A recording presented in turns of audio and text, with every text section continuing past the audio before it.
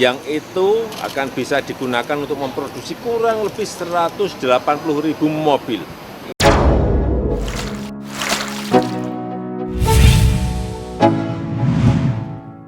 But if I lay down and I play dead and I stay dead, maybe you'll get sick of being the monster out of my... Halo, apa kabar sahabat otomotif terbaru?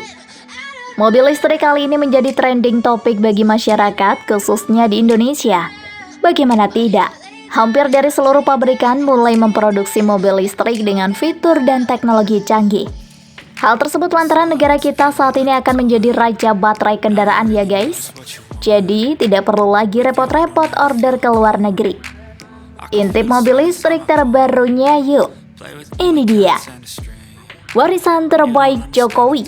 Indonesia sukses produksi mobil listrik baterai lokal. Set me free. You know I'm addicted to you, and it's twisted. You've been gifted with the evil voodoo.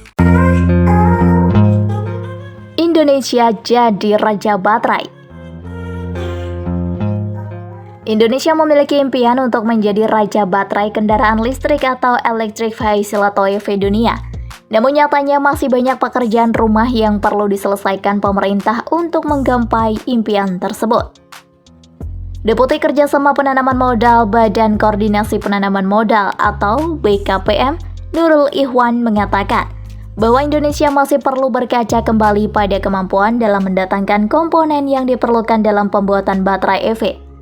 Selain itu, pasar mobil listrik yang masih terhitung kecil di dalam negeri juga perlu menjadi perhatian khusus. Dia menilai selagi Indonesia bisa mencapai target membuat prekursor baterai EV, maka prekursor tersebut bisa diekspor ke luar negeri, sambil juga meningkatkan pasar kendaraan listrik di Indonesia yang terbilang masih kecil. Sebelumnya, Menteri Koordinator Bidang Kemaritiman dan Investasi, Luhut Binsar Panjaitan mengakui bahwa Indonesia belum bisa menjadi raja baterai listrik dunia untuk saat ini. Pasalnya, Indonesia belum mempunyai litium yang merupakan bahan baku utama dalam pembuatan baterai kendaraan listrik.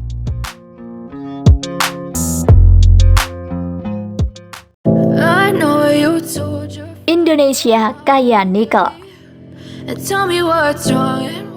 Menurut Luhut, meskipun Indonesia saat ini dianugerahi dengan kekayaan sumber daya nikel yang cukup besar, namun hal tersebut belum cukup menjadikan negara ini sebagai raja baterai kendaraan listrik 2. Ia menilai Australia merupakan kandidat terbaik dan partner potensial bagi Indonesia untuk mengembangkan industri baterai EV ke depan. Apalagi setengah dari litium dunia berada di negeri kanguru tersebut. Oleh sebab itu, pemerintah Indonesia perlu mendapatkan kepercayaan agar bisa bekerja sama dengan salah satu raksasa litium dunia dengan mempertimbangkan beberapa kemudahan kebijakan yang akan pemerintah Indonesia berikan. Namun, tetap dilakukan dengan cara yang bertanggung jawab terhadap dampak lingkungan. Just let me be me, and I'll stay out of your way. I can see the way you look at me. But if I lay down and I play Spesifikasi. dead, maybe you'll get sick of... Setelah diisukan cukup lama, Hyundai Motors Indonesia atau HMID akhirnya melansir mobil listrik terbarunya untuk pasar Indonesia, yakni Hyundai Kona Electric. Acara peluncuran tersebut diadakan di lantai pameran Indonesia International Motor Show atau IIMS di G-Expo Kemayoran bulan Februari ini. Wojunecha, Presiden Direktur Hyundai Motor Indonesia menjelaskan, peluncuran Hyundai Kona Electric terkesan cukup spesial karena model mobil ini dianggap memiliki sejarah panjang. Dia menjelaskan Kona Electric salah satu mobil listrik pertama di Indonesia, sekaligus model pertama yang meningkatkan antusiasme masyarakat. And it's twisted, you've been gifted with the evil voodoo. Got me coming back for more, even when I've been screwed. Harga. Wojunecha belum mengumumkan harga Hyundai Kona Electric, namun dia memastikan bisa bandrolnya atau jika bandrolnya akan bersahabat dan sangat kompetitif. Mengulik soal tampilan, Kona Electric diklaim menggunakan konsep 100% EV, alias didesain dengan nuansa kendaraan listrik yang kental.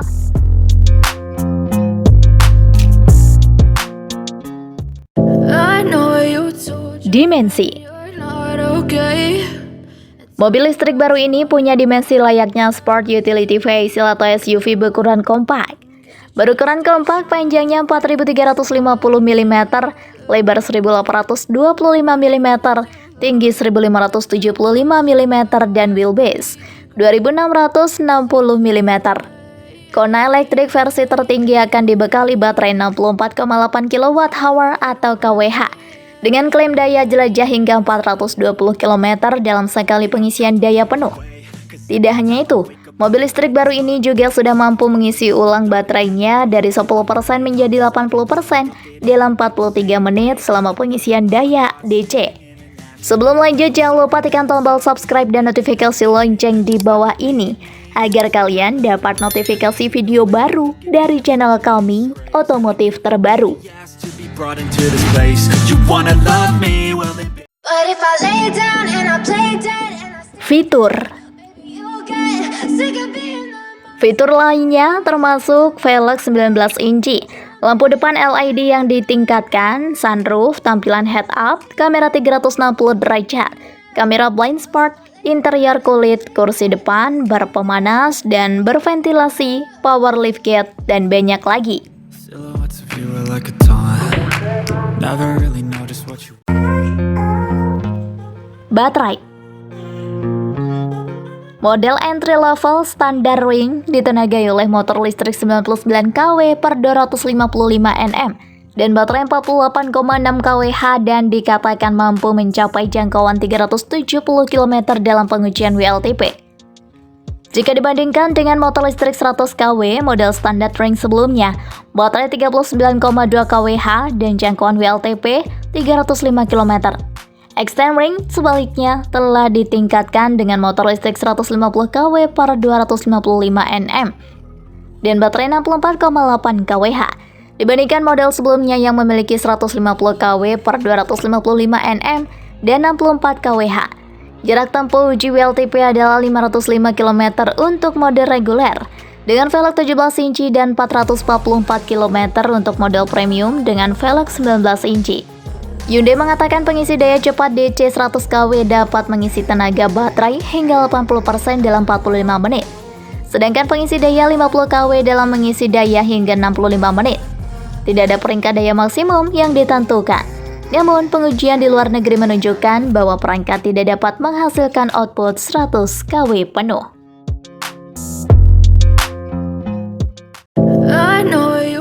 Varian baru. Satu-satunya pilihan adalah $595 untuk cat metalik dan $295 untuk interior abu-abu serpih muda atau hijau sage daripada hitam premium dengan warna kulit opsional yang ditawarkan tergantung pada warna eksterior yang dipilih. As you fade away, Yeah, I'm about to fade away, 'cause every time